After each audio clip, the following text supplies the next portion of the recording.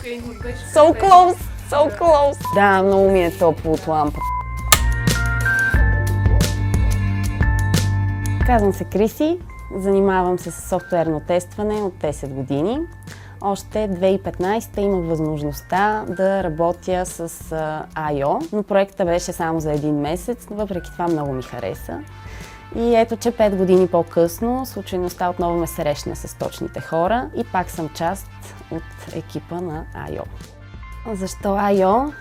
И хората и пак хората. Много е важно за мен екипа, с който работя, да се разбираме, да се забавляваме, да растем заедно. Прекарваме 1/3 от деня си в общата компания и това е изключително важно. Мотивацията ми идва от много давна, още откакто има компютри. Аз съм по компютърните клубове. В 8-ми клас се споразумях с родителите си, че ако влезна в техническо училище, ще ми купят компютър. Така и стана. След това продължих и в университета, и магистратурата, и бакалавъра ми са по тази специалност.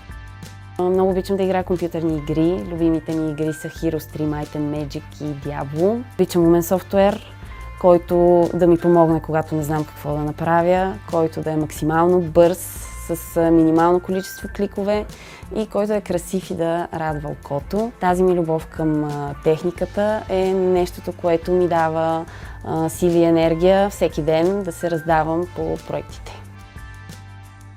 През годините съм участвала в много скръм екипи и това е предизвикало любопитството ми да пробвам и други роли, но така и не се беше случвало, докато не се появи IO. Тук имам възможността да участвам в проект, в който съм едновременно бизнес аналист, дизайнер и скръм мастър.